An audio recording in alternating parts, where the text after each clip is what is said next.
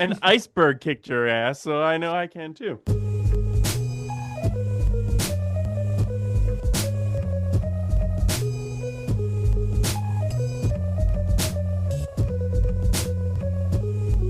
Hello, fellow netizens, and welcome to Scandalous Games, the show where we take a closer look at video game-related controversies. I'm Kevin Impellizeri, and I do the research and share a story of a video game-related controversy to my friends. I'm Andy Hunter, a longtime fan of all things Nintendo. And I'm Kate. I've been writing software for over 10 years, but not the fun kind. And it's so great to see both of you again. It's great to be back recording a proper episode here as longtime listeners will know. We are coming off Scandalous Games Summer. We did our syncable audio tracks of the 1989, basically, Nintendo commercial, The Wizard, and then we followed that up with the 1993 adaptation of Super Mario Brothers. I had a lot of fun. I hope that everyone on this chat had fun doing it, and I hope that listeners had fun listening to it too. But we're finally back to do a proper episode, and with that too, this recording begins basically the start of our 5th year doing this show. If we're thinking of these in seasons, this is basically 5. Oh,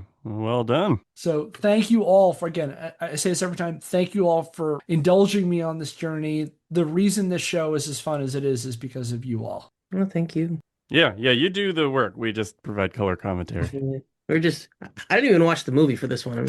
You definitely don't need to see the movie we're doing for this. You absolutely 100% don't. Do not do what I did, which was watch the movie. I intended to, and then I got sidetracked, just like doing things I actually wanted or needed to do, and then I ran out of time, but that was okay. It's funny because a couple things about the way the next couple episodes are going to go is last time around we did a couple of long deep dives. We did our ungodly long 14-part series on Dave Grossman. Then we did our 8-part series on the NCAA lawsuits. And one thing I've tried to do since then is kind of try to go easy on everybody, both myself, you all, and of course our listeners too. That's a lot to go through. So I've been trying to go for smaller stories that are more focused and are overall more lighthearted. God knows we need more time to laugh, while also talking about some really interesting things in video game history. That's part of what inspired me doing John DeCamp when I did, just because John DeCamp is an incredibly wild figure. And I also noticed that as I was researching that, as I was preparing today's episode, a theme is kind of running in the next couple episodes I've got is, I may not carry this out the whole way, but a kind of theme that's kind of playing out is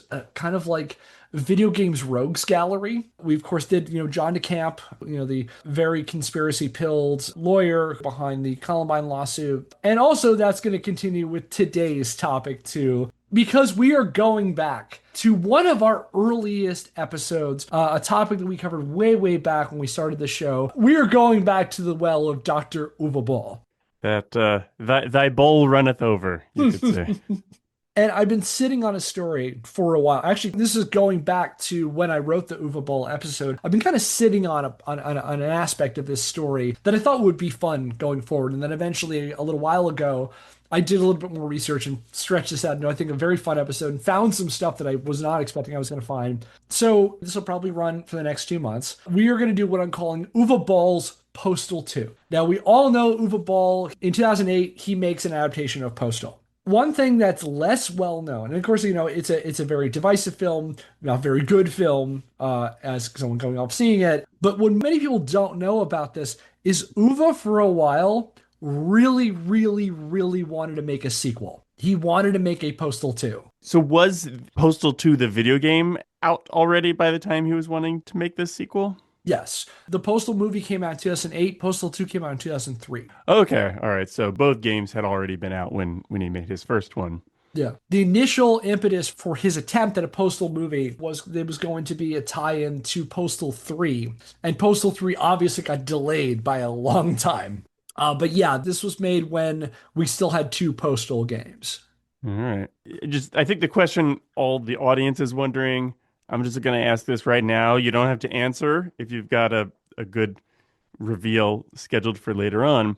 Does the cat rectum gun silencer method feature at all in the movie? It does. Inquiring minds want to know. What? Seriously? Yes, there is a scene where a cat is used as a silencer. Wow. So today we are going to dive into Uwe Boll's attempt to make a Postal 2 movie. But first, to do that, we need to give some history for the Postal movie, the original Postal movie released in 2008. Now, have either of you seen this movie? No. Nope. I think Oh, I've seen zero Uwe Boll. Oh no, I guess we Yeah, watched House of the Dead together for the podcast, so I guess that is the one Uwe Boll movie I've seen. yeah, that movie was the movie I was referring to, saying I was gonna watch and then I didn't. So I have not seen that movie. the only movie before I started this show, the only Uwe Boll movie I'd ever seen was The House of the Dead. Oh, a friend of mine bought a copy of that at Walmart when we were in college, out of the, at the time like $2, $3 bin. And this is such a college story. We all just went back to one of our dorms and watched that movie at like 12:30 at night on a Saturday night. And then, it kind of killed the vibe, honestly, because we're like, well, that was very stupid. I'm going to bed. And then you expressed your displeasure on something awful. And then Uwe wanted to fight you. I started listening to this podcast called I'm From the Internet, and it's a history podcast about something awful. Hmm. And they just did a whole thing on Richard Kyanka, the founder of Something Awful, Low Tax. And Low Tax was one of the people who fought Uwe Boll. And it inspired me to rewatch the fight because all the fights are on YouTube. And at no point is this a fair fight. Uwe beats the shit out of Low Tax. Do any of the people who agreed to fight Uwe Boll actually put up a good fight against him, as far as you know? This is going back to the previous episode we did on this. This is a while ago. He did 5 fights, one of which was at a con in Spain. The other 4 were in Vancouver. In between filming Postal, actually, the movie, they did the fights. And as I recall, there were 4 fighters. One of them lasted till the 3rd round, and the others were just Uwe wiped the floor with him in the first. So I think one person didn't go the distance. I think they lost by TKO too, but it went more than a round, which was more than they could say for guys like Low Tax. Hmm. So I guess people who are actually good at boxing just weren't wasting their time. I think maybe he also knows better and Kevin, you'll know, he may just know better than to challenge people who are actually good at boxing in the event that they would say yes. Yeah, there's a story that I don't know if you know Sean Baby, Andy. I know the name. I don't think I know really anything about this individual. He wrote a lot for Cracked, and he wrote before that for EGM. And he tells a story. I heard this on Behind the Bastards on their series on Vince McMahon. Sean Baby was on there, and he told the story about because Uwe Boll made an open call for people to fight him, and based on the way he responded, it sounded like he put out multiple calls. It sounded like no one was taking up on it. What probably was the case, at least if Sean Baby's account is correct, is that Uwe was vetting people he would fight so that he knew they were people that he could beat the shit out of. Because the thing about Sean Baby was someone who called Uwe Boll's movies bad. He was actually someone who did this. Sean Baby was also a Muay Thai fighter. Oh, And the way he tells this story is he reached out to Uwe Boll's people and they basically said, "We're not going to have an experienced fighter fight Uwe. You hmm. take that for what it's worth. That's only Sean Baby's account." Yeah, well, if that is to be believed, then Uwe Boll is on par with Logan Paul, Jake Paul, who was the boxer? Jake Paul. Jake Paul, yeah, who cares? That little scumbag who's buying his fights, yeah. It would suggest that Uwe Boll was an insecure bully who only wanted to beat up people weaker than he is. I will let you decide whether or not you believe that by the end of these episodes. Okay. Why don't, with that, let's jump into it. Again, I think this should be fun. If you want a detailed account of Uwe Boll, check out our previous episode. However, for the benefit of our new listeners, I'll give you a quick overview. Uwe Boll is a German indie filmmaker with over 30 English and German language films to his name. During the 2000s, he carved out a niche, snatching up the film rights to various video game properties, putting out a total of 10 game adaptations between 2003 and 2014. The House of the Dead, which, as Andy mentioned, we covered as our very, very first syncable audio commentary track a little while back. Alone in the Dark, Far Cry, Postal, Blood Rain, and its 2 straight-to-video sequels, which are Blood Rain 2 Deliverance and Blood Rain the Third Reich, and 3 movies based on Dungeon Siege. Those are In the Name of the King, a Dungeon Siege tale, and its 2 straight-to-video sequels, In the Name of the King, Two Worlds, and In the Name of the King, The Last Mission. Overall, the reception to his attempts at video game movies have not been what you would call positive, attracting poor reviews from critics and moviegoers alike for, among other things, cheap production values,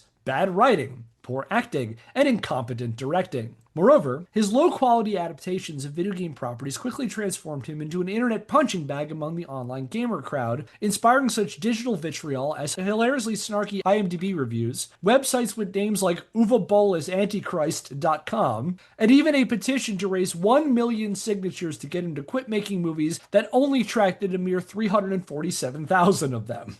I don't know why, and this doesn't have to go in the episode, but I have this quote from Aqua Teen Hunger Force that is boring a hole in my brain right now. An episode where Master Shake is showing a clip to a bunch of folks. He's like, "When we showed this to audiences in the Mall of America, their responses were varied.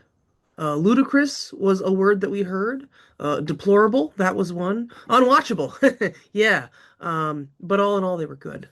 It just seems like delusional. I want to like make a meme of Uwe Boll's face on that. Oh, we could probably do that actually, because like it's a clip of Shake in front of a TV, so we could probably yeah. So Uwe, for his part, responded to his critics by saying that any negative reviews of his films were bad faith attempts to drum him out of filmmaking because his haters were all wannabe losers and failed filmmakers jealous of his success who didn't actually watch his movies before dumping on them.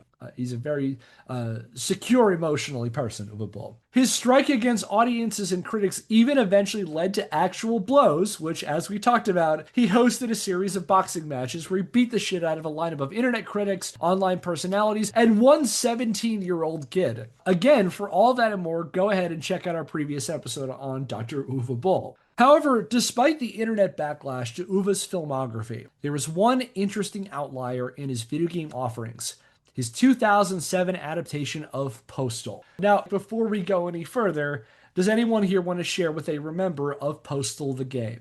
I don't really remember much about it. It's been so long since I played it. I remember it kind of had a reputation for being like, you did an episode on this, right? Prior to my, right. So I'm probably just going to rehash everything. Like it had a reputation for being shocking for the sake of being shocking. Andy, please go on. Let's see. The first Postal was kind of a, I think you said it was like a top-down or isometric game where you just control a character, Postal dude, who just shoots people in the neighborhood, basically. I was there for the Postal 2 discussion, so I remember a bit more about that game. But yeah, Postal, you play someone who goes postal. Yeah, pretty much. And for the benefit of our younger listeners, I feel like Zoomers and below are not going to know what going postal means.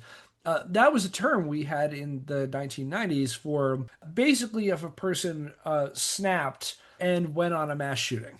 The term had become quickly connected with U.S. Postal Service workers, with the idea that postal worker, again, the running joke in the 1990s was if you had a postal worker on a TV show, there was going to be some joke about them, shooting up the place. It was a simpler time in the 1990s. Was there ever any real incident that this was based on as well? I think it was one or two incidents that it was based on in the 1980s. Although statistically, my understanding is, Postal Service employees were no more likely to commit acts of violence in their workplaces than anywhere else. And it just kind of became associated. Newspaper reporters started describing mass shootings as going postal. And the term kind of stuck for a while. And that ended up being the name for Running with Scissors' very first game. Yeah, for younger listeners, this is when in the US it was newsworthy whenever a mass shooting happened, and that we would describe them, with such specificity as, oh, someone went postal, as opposed to now where it's, oh, yeah, yet another mass shooting and going to weather. Yeah. It's like, we went from the Purge to the Forever Purge. It's the Forever Postal now. That might be a dark joke. Anyway. So you pointed out pretty well, Andy, about this game. So the original Postal game was an isometric shooter released on PC by Ripcord Games in 1997 and developed by Running with Scissors. In it, you play as the creatively named Postal Dude, who, after getting evicted from his house in Paradise, Arizona, enacts a mass shooting spree across 16 levels. The title, for the reasons we've described already, attracted denunciations from the likes of U.S. Senator Joseph Lieberman and U.S. Postmaster General Marvin Runyon, again, unsurprising there. I mean, that's kind of a smear campaign on the U.S. Postal Service, so I can't fault him, per se. Yeah. In fact, Marvin Runyon sent a letter to Vince Desi discouraging him from using the name because he thought it did a disservice to postal employees. And the guys at Running with Scissors did two things. They put out a press release boasting about this. Mm-hmm. That the post office doesn't have the movie the post office doesn't want you to see. And Vince Desi framed the letter and put it in his office. It's still there to this day. And when they put Running with Scissors in Postal 2, like you could actually go to their offices and they actually have a digitized version of the letter in Vince Desi's office. Okay, so this guy's a small ego bully, is what I'm hearing. I get it. Or a large ego, thin-skinned, just a weird bully.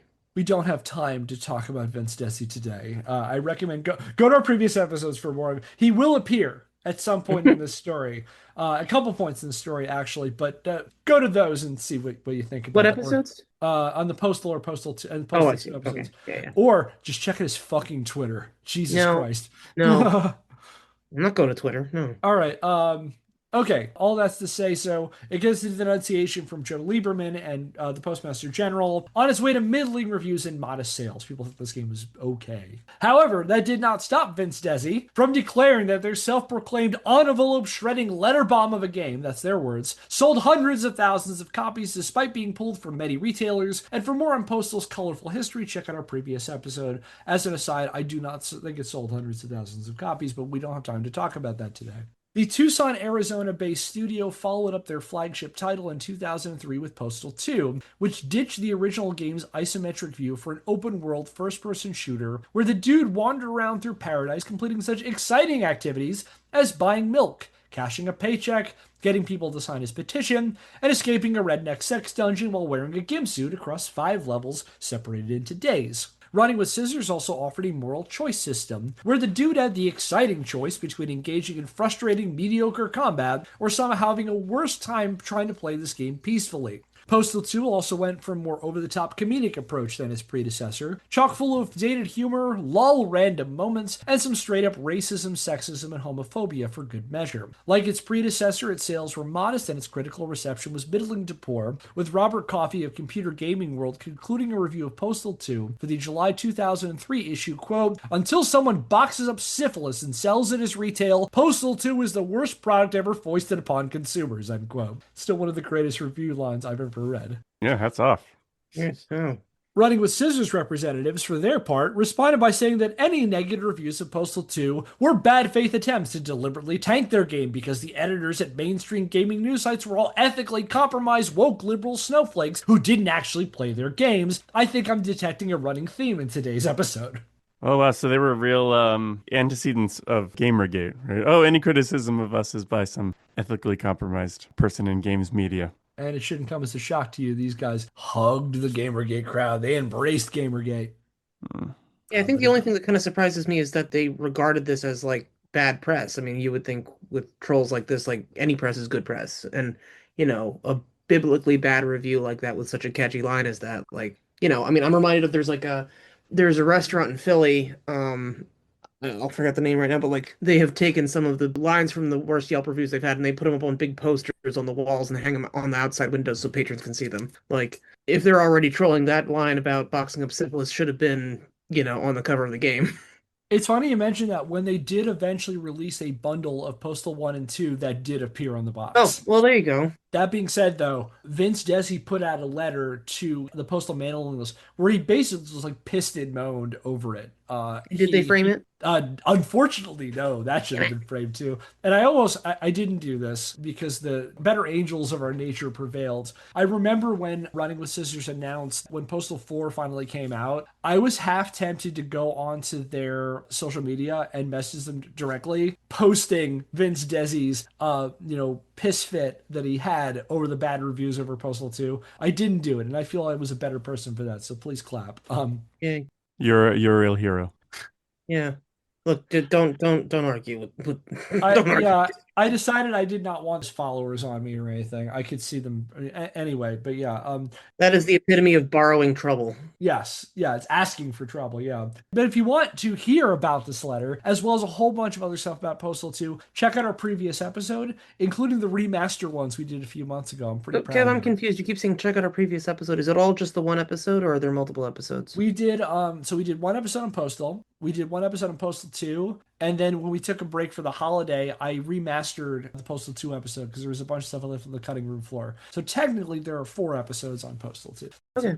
But yeah, so all that stuff about Postal, and Uwe decided that the story of the Postal dude and his plight were worthy subjects of a feature-length film. The story goes, and this comes from Brock Wilbur and Nathan Rabin's book from Boss Fight Books on the history of Postal, which I recommend you check out. Boss Fight Books has got some great stuff too. The story goes that the president of the German Postal fan club managed to put Vince Desi in touch with Uwe Boll, and the two hashed out a deal for a film version of Postal that would release alongside the next game in the Postal series, which at that point was Postal 3. And as we talked about before, it didn't work out that way just because of the long development cycle of Postal 3. And again, if you want more on that, check out the Postal 2 episode because Postal 3 is a game that is even hated by Running with Scissors. In October 2005, Boll and Running with Scissors announced that the creative mind that brought us The House of the Dead and Alone in the Dark would now have the chance to subject audiences to his take on Postal. Following the announcement, Vince Desi said of Boll that he was, quote, the perfect producer-director to make Postal because he understands the subject matter and has an appreciation and affinity for controversy and political incorrectness, end quote. Boll, meanwhile, expressed a fondness for the series, telling a Globe and Mail reporter in August of that year he liked the game, quote, because it's so politically incorrect, end quote. Reportedly, Desi and Postal series designer Steve Wick pitched a script treatment to Boll, which allegedly was a gritty take on the series more in line with the original Postal than Postal 2, which in October the 25, 2005 article in Hollywood Reporter described as, quote, Pulp Fiction meets Falling Down, end quote.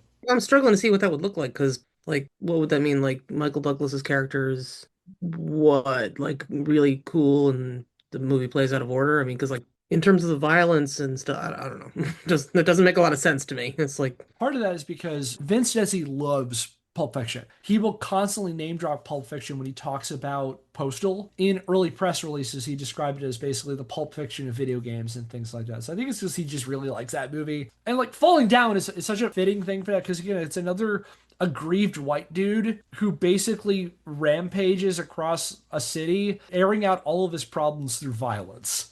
A fascinating movie. I wanted to make a joke about was it the what are they doing to the highway? what's the problem with the road? What's the problem with the road? What's the problem with the cats? You're funnier than I Well, am. well, well, they currently have guns where the sun don't shine, apparently, so I would be upset too. I only know what you just told me, and I'm still reeling. So yeah, Steve Wick and Vince Desi they make a script treatment. They wanted to be this gritty Pulp Fiction meets Falling Down thing. However, Boll ultimately turned down Desi and Wick's script in favor of one written by a true literary genius, Dr. Uwe Boll. I was going himself. Me. Me. Fine, I'll do it myself. I'm not doing a Thanos impression. I'm also not going to do an Uwe Boll impression because I cannot do that German accent. It's fine. You don't need to do the accent. Bullshit idiots. That's about as best I can do for a No, Uwe no, Boll no, you impression. don't need to do the accent. You really don't. So rather than go the gritty, probably edgelord angle of Postal's creators, Boll took his Postal film in another direction, adapting Postal 2's over-the-top absurdist world of cats used as silencers and testicle-themed mascots into an aggressively unsubtle comedic satire of George W. Bush's America, framing the film as a takedown of the militant patriotism and aggressive warmongering of post-9/11 America, while also poking fun at the violent extremism of religious fanatics and terrorist groups like Al-Qaeda and Osama bin Laden. That doesn't mean Boll veered too far from the source material, though. In fact, I'd argue that Uwe's Postal is an extremely faithful adaptation of Postal 2, both in terms of presentation and tone. As with the game, Boll's Paradise, Arizona is a wild town of over-the-top characters who are equal parts absurd, insane, and trigger-happy. Like the game, the main character is the Postal Dude, played by longtime Boll actor Zach Ward, who lives in a crappy trailer with his horrendous, overweight, promiscuous wife. And as he goes through the film, he suffers one inconvenience and personal slight after another until he finally changes into a gun-toting badass who gets the girl, saves the day, kind of, and blows up his wife into tons of gory pieces. Uwe, make sure you see that. As was the case with Postal 2. Did you want to jump in, Andy? No, it's just no. At some point, I know there will be the perfect opportunity for a "you gotta be fucking kidding me," but I don't think we've gotten there yet. I'm sure we'll find a place for it.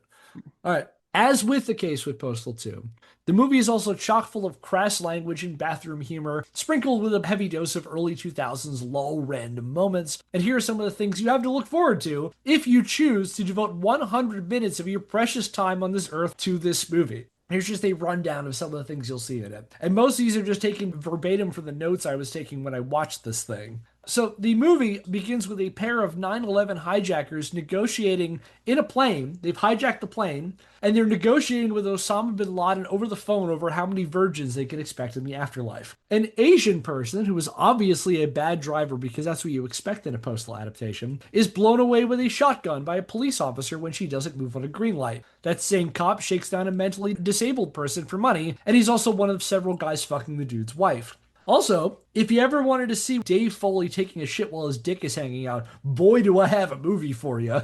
That goes on for a while in this film. It makes me sad on Dave Foley's behalf. I don't have a ton of research behind this, but I know that he was in a not awesome financial situation for a while. I believe also while he was making this movie that like he was.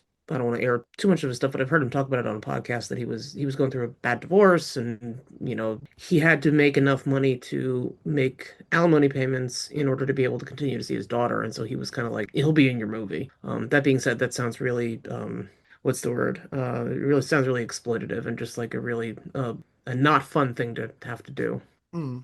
Yeah, I've never seen Dave Foley's thoughts on that specifically. I know that in like interviews afterwards, he has mostly positive things to say about Uwe Boll. But yeah, you can't shake the fact that like this is maybe a person who's not in a great place who is now doing this. And Uwe, again, as we'll talk about, has some experience in bringing in notable actors too. Another one, of course, Vern Troyer. Do you guys remember Vern Troyer? Yeah, R.I.P. Yeah, R.I.P. Vern Troyer. But yeah, Vern Troyer, because lol random, we got Mini-Me in our movie, is fatally sexually assaulted by 1,000 of the most CGI-looking monkeys you'll ever see. Uwe Boll plays himself. You can't say that Uwe can't laugh at himself on a certain extent, because Uwe plays himself as the proprietor of a German-themed amusement park called Little Germany, where he confesses he finances his movies with Nazi gold, at one point literally paying Vern Troyer in gold teeth. Oh God. There's a bunch of really fucked up Holocaust jokes in that section. I use jokes in very, very big air quotes. It's like, I think there's like a sign that says like, it's just like Dr. Mengele's first aid station kind of shit. Like that's what this movie is. Anyway, Bull's character ends up getting shot in the dick during a fight with Vince Desi, who is dressed as Crotchy, which is Postal's unofficial mascot, who is an anthropomorphic ball sack. The movie ends with Osama bin Laden and George W. Bush holding hands and skipping through a meadow while nuclear bombs go off. As with many of his other attempts at cinema, Boll managed to secure some recognizable actors for Postal. In addition to Zach Ward, whom listeners of a certain age may remember as the bully Scott Fargus from A Christmas Story. I always remember him from the show Titus because I watched a bunch of that show, but he's in a bunch of Uwe Boll movies. Other actors who appear in the movie include Dave Foley, likely best known for News Radio and The Kids in the Hall, Vern Troyer of Austin Powers fame, who played himself and was likely filling a role initially intended for former Different Strokes star, and Postal 2 spokesman Gary Coleman, who I've heard reports that he turned it down when he heard it was going to be like a movie with a lot of swears in it, but I can't verify that. Future Academy Award winner J.K. Simmons is in this movie too. He's a politician who stands on a street corner and yells insane conspiracy stuff, who eventually gets blown up by a terrorist. So he's not that far off now for modern Republicans, but I said I wouldn't get too political today. Larry Thomas, best known for his role as the soup Nazi in Seinfeld, plays Osama bin Laden, playing him as an ineffectual harried boss. And Dave Huddleston, aka the titular Big Lebowski, is in this movie, who alongside former John Cassavetes regular Seymour Castle, played just a pair of foul-mouthed old men who clearly just there to spout whatever crazy shit came into Uwe's head as he wrote this screenplay. Because all they do is they just stand like in front of like a cafe or something and just say the most obscene shit. They have no bearing on any of the plot of the movie. They are just there to say all this stuff. And it's like, they worked with John Cassavetes and the Coen brothers, and it's like, what am I doing here? It's like Uwe's attempt at Statler and Waldorf. Yeah, basically. I suppose playing the role, if we're talking about classic drama, the Greek chorus of this film. But yeah, that's Postal. Uwe made sure his promotion for his Postal movie was as in your face as series creator Running with Scissors had been for the games. For example, he took a page out of Vince Desi's playbook and attempted to drum up some controversy based marketing in his native Germany, where he allegedly tried running a series of radio ads for Postal, where an actor portraying Osama bin Laden explained to listeners that 5% of the movie's profits would go to support Al Qaeda. This is back in 2007. You gotta be fucking kidding I me. knew we would find a moment for it. When radio stations refused to run the ads, Boll cried censorship, explaining to a WENN reporter in December 2007, quote, "No German would be so naive and stupid as to believe that bin Laden is talking in German via a German radio station," end quote. Leading up to Postal's premiere, Boll made sure audiences knew that they were in for some in-your-face truth-telling on top of a raunchy comedy. Prior to his screening of the film in Los Angeles, Boll declared to his audience, quote, "If you're offended by the movie, it's not the fault of the movie, it's your fault," end quote. Fuck you all you losers who paid money to see my movie. Well, I will both given the source material and Uwe Boll's established track record at that point, if you are seeing Postal, you should know what you're getting into. And if you go in and are nonetheless still offended, yeah, you don't really have anybody to blame other than yourself. That is pretty fair, I'd say. I think that this is like that's like the film equivalent of leopards eating your face. You know Uwe Boll's a bad director. You know he makes bad adaptations of video game movies. You know a lot of video game movies haven't been good then. So yeah, what did you expect? Yeah. Or it might even more be like, pick a fast food restaurant that's the butt of a lot of jokes, right? And then it's like if you go there and you don't have a very good meal and you're like disappointed that you didn't have a really good meal. Extra points if you've actually already been there before and you kind of have had bad experiences, where it's like, what did you expect? Again, not defending anything, but I can understand what you're saying, Andy. Yeah, I mean, yeah, and that said, I'm sure the movie is indeed offensive. I'm just saying that. Oh, it is from what we just saw. It definitely is. Yeah, I just don't think anybody should have gone into it having any illusions that it would be anything else. Yeah, I guess what I'm thinking on is like those arguments about like people who brought their children to see the movie Sausage Party and were upset that it was like obscene and not for kids. And it was like, well, look at the title, look at the poster, look at the rating, look who made it. Like this is not a movie for kids. It's kind of, I guess it's like you're not going to go see Postal and not get offended. He wants to offend people. He wants to shock people. That's all he's got is he wants to create shocking images. One of the things that struck me in the clip we just saw, Kevin, was how many times we had the gag, quote unquote, of a disabled person being killed, of a child being killed. That's not funny. That's shocking. And they do it like 6 or 7 or 8 times because that's all they got, right? Like, so I think that there's a difference between stuff that is not for everyone, but it's entertainment and it's entertainment that's made in good faith. And then there's a movie like this, which is just there to offend and upset people and say, well, if you don't like it, screw you. It's not fun or what. Yeah, it's funny you mention that too. There's a scene later in this movie. After that happens, there's a scene of a news reporter who's standing amidst all of the dead children and is basically setting her as like, okay, I need to get myself into this shot because it's gonna look great and everything. And like there's like, oh, tearful mass shooting here, and then like gets off and like leaves. Oh, these kids are starting to stink or something. Like the idea of like the callousness of the media there is also, Funny, hilarious. we're telling some truth here. And I guess I found a more accurate like joke of that instead of the leopards eating my face. There's that joke from Arrested Development where Michael finds a paper bag, just says dead dove inside, and Michael looks as I don't know what I expect. And that's who Boll's Postal. I don't know why I thought it'd be anything but a dead dove in a bag. All right, so yeah, he goes to the premiere and he says it's your fault if you're offended by this movie. And shockingly, Uwe Boll found it difficult to get his big swing in front of audiences. After running a limited festival circuit, Postal premiered on May the 28th, 2008, to an extremely limited release, likely because few theaters wanted to screen it. Event Films, Boll's personal distribution company, reportedly tried to get Postal on about 1,500 screens, only to scale back that estimate when major cinema companies such as Regal and AMC refused to carry it. The exact number of screens it ran on varies depending on the source. However, any way you slice it, it was only available to extremely limited audiences, with Postal running on between 6 and 16 screens during its theatrical run, earning a paltry $146,741 on an estimated 15 $15 million budget. Wow.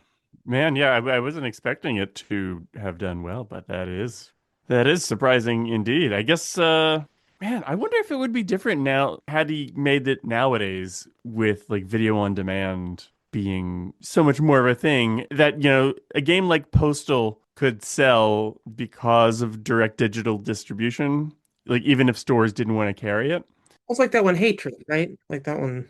Yeah, yeah, but of course, yeah, in 2007, there wasn't really something like that for movies as much. Yeah, and that's a valid point too, because I think like Postal, like I don't think Postal sold hundreds of thousands of copies the way Vince Desi claimed when it came out. It might be there now because of digital distribution. It is very popular in its niche. And so like I often think about that because a lot of what Uwe said he made his money on when he was most active in the 2000s and into the 2010s was the thing he made his money on was primarily DVD sales. That it was Hmm. less about the theatrical returns, although his returns also helped him get more movies. And one of the things that's notable about, like, for example, The House of the Dead, the thing that helped drive him to some of these other movies like Postal was that it for the most part, broke even. I think it made its money just barely. But he probably made a lot more money on the secondary distribution. And I always wondered after he retired, and we'll talk about his retirement and all that stuff, because skipping ahead, he's back making movies now. Hmm. But I wonder if he had stuck around, because one of the reasons he retired is he said that the decline of DVD was keeping us so it wasn't profitable anymore for him. I'd be curious what he thinks about VOD in that respect. Like, I think like he could do really well, like doing like stuff that he gets dropped on Tubi and like gets the drops or whatever on it. He doesn't have to worry about distribution then. Yeah, yeah, like if he can just, all right, I know I can sell this movie for X amount to Tubi or Netflix or something. So as long as I spend less than that to make it, I know I'm going to make a profit, and then any actual like purchases are gravy. Yeah, and especially because like so much of the business now is less reliant on those physical media, and he could not worry about distribution or retailers, and not have to worry about theatrical distribution either.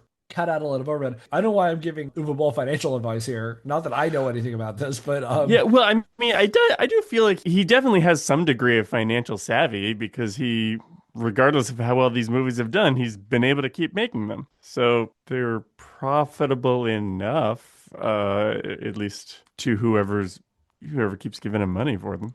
yeah, I think he would have been. I don't think he would have been regarded the way he is now if he had just decided to be a producer. If he was Hmm. like, imagine if in like these are apples and oranges. This comparison, like Roger Corman was a director, and Roger Corman was a producer too.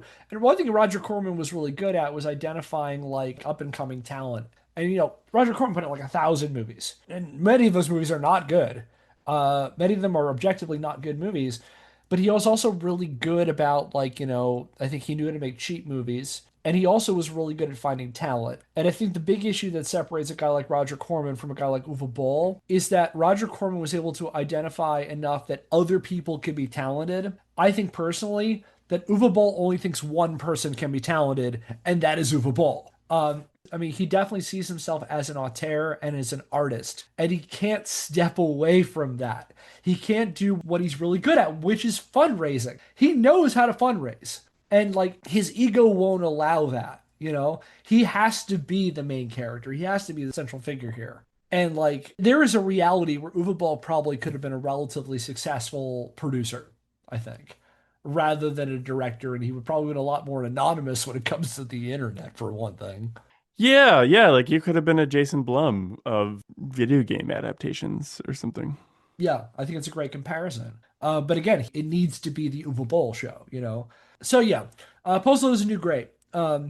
Boll blamed his distribution failures on political correctness, accusing the big cinema companies of being too scared of his vision. Telling Carl DeOrio of The Hollywood Reporter in 2008, quote, "They don't like the political content. This is my personal feeling after trying for 4 or 5 weeks to get the distributors to book it. It's a ruthless comedy that makes jokes about September 11th and all kinds of stuff. But at the same time, I feel it's my best received movie so far. It's a Monty Python kind of comedy, and I think that kind of product is missing right now because of political correctness," end quote. What do we think about that? Wow, man, has he ever watched Monty Python? That was the Uwe Boll watching. And specifically, I wanted to watch Monty Python's Flying Circus because there are some hits, but there's a lot of misses on that too. I wonder, it seems to me like he's taking a page right out of Vince Desi's book as far as like, I don't care what the facts say. This is my best received movie yet. I will just tell you the story I want you to believe, regardless of how credible it actually is. It kind of reminds me a little bit of like I don't know much about him at all. Michael Bay, um, the way that he responds to criticism and like people really coming for his movies, like okay, still made a lot of money, still gonna make another one because it made a lot of money, and not really actively trolling. I don't know. This just seems like God, I don't know, like thin-skinned and short-sighted. Like if you were trying to be a creator, you don't want to criticize and alienate anybody in your audience, even the people who didn't like your movie, you know? Yeah, and it's so yeah, he blames this on political correctness as the libs are the reason my movie failed or whatever. Might be the case, but I feel it's also worth mentioning that Uma's last several films had also flopped pretty hard in theaters. And it's possible the likes of Regal and AMC were beginning to see Uwe Boll's output as box office poison, regardless of whatever messages he was trying to convey. I think going back to kind of your message about Michael Bay, I think ultimately what they care about is getting butts and seats and selling tickets. And if it is a raunchy comedy that did that, I mean, The Hangover made all of the money, for example. And like, if it's a political movie, Team America World Police made all of the money. And like, to say that, it's like, okay, fine. They don't like I think with Regal and AMC, if his movies were making money for them, they'd probably keep supporting him. People will go a long way in this country to supporting someone as long as it makes them money. And like, as an example of this, like, I think they begin to see him as not really a draw is his 2005 adaptation of Blood Rain earned just under $4 million on an estimated $25 million budget. It's a massive flop. Even more so than Postal, this is a flop. On top of that, Boll also quickly developed an acrimonious relationship with film distribution companies. The people whose job it is to get your movie in theaters. Going back to, oh, this is fun. Well, why should he work to be nice to them? Those Going back to Blood Rain, this story's fun. Uwe attributed that movie's failure to his distribution company, Romar Entertainment. As Boll explained in an interview with Ellie Gibson of Eurogamer in February 2006, quote, "We were scheduled to go out on 2,000 screens, and then we came out on 930 screens, and only shitty screens, so it didn't work out," end quote. What are shitty screens like? Like small, dirty ones and I guess a screen that's just in front of a 90-seat theater instead of a 300-seat theater, maybe. bunch of screaming kids. Maybe the chairs are broken. It's an AV projector projected on the side of a panel van. This is all we got. Side note, they should have just played that movie, like had a van projecting that movie on the side, driving cross country. They should do the Birdemic thing. Yes. Well, yeah, do that. That's a funnier story though. With all the dead birds on his band. And it was blaring the song. The bird, this is bird. Yeah. They should have done that. That's for a different podcast. It would have been at least as annoying yes as this movie. So yeah, he claims that they're only putting him out on shitty screens. So it's not working out, and that at Romar Entertainment, he has promised him 2,000 screens. And as a result, Boll sued Romar Entertainment for screwing him out of his allegedly promised 2,000 screens. On top of that, he also sued actor Billy Zane, who had both a stake in Romar and worked as an actor on Blood Rain, for introducing him to Romar Entertainment in the first place. So he sued one of his actors over this too. Well, I guess he was like, yeah, Billy Zane, if you got a problem with this, take it up with me in the ring. I'm not afraid of you. An iceberg kicked your ass, so I know I can too. Not so tough without your butler, are you, Billy Zane? You don't mess with Billy Zane. He was the Phantom. I'm referring to the butler in Titanic, just to be clear. I'm not insinuating that he has a butler. He might have a butler. You don't know what his financial situation's like. Sure. He's sitting on this Titanic money. I don't know. Yeah, I was referencing his movie The Phantom, which I remember liking as a kid and probably wouldn't like it now. But anyway, when asked for comments, Romar Entertainment head Jason Schramm explained to Ellie Gibson of Eurogamer he never promised Boll 2,000 screens, and he put the movie's failures squarely on a series of bad decisions by its director. For example, according to Schramm, Boll insisted on an early January release, which Schramm explained was a bad idea given all the post-holiday competition competition in theaters in the weeks after Christmas. Yeah, that's a death sentence. Yeah, even today, January is considered a dumping ground for movie premieres, where Yeah. studios basically throw out movies they don't think will do well and force them to compete both with audiences' post-holiday hangover and a slew of higher-profile films released at the end of the previous year. Like that's when the big budget stuff ends. Yeah. That's when the prestige pictures are coming out. Yeah, it's exactly. It's often strategic for them to release a movie that they think won't do well at that time of year, because then when it doesn't do well, there's always that thought, right? Like, well, it didn't do well because of when it came out. Yeah. It was competing against these or those movies. Yeah. The guys at Red Letter Media refer to it as "fuck you, it's January." Yeah, that was the epitome of this with Blood Rain, because Blood Rain premiered on January the 6th, 2005. It's the first weekend of the new year, and this was no exception for Blood Rain. Scanning box office returns on the website Box Office Mojo, Blood Rain faced stiff competition from both big budget titles and prestige pictures, many of which at that point had been out for weeks. The top 5 grossing movies that week were Meet the Fockers, in my opinion, one of the worst films I ever saw in a theater, The Aviator, Lemony Snicket's A Series of Unfortunate Events, Ocean's 12, one of the worst movies I ever pirated, and Spanglish. Ocean's 12, you said? Yeah, Yeah, not good. I have a story about that movie. I remember pirating that when I was in college, and it was a cam job. Like you Hmm. could see the inside of the theater, and I remember you could see people walking out. I saw that in the theater. I liked the original, and I was just puzzled with how bad the sequel was. What an immediate step down, like a fall down. Yeah, once we're having Julia Roberts play Julia Roberts, we're having a problem. Ridiculous.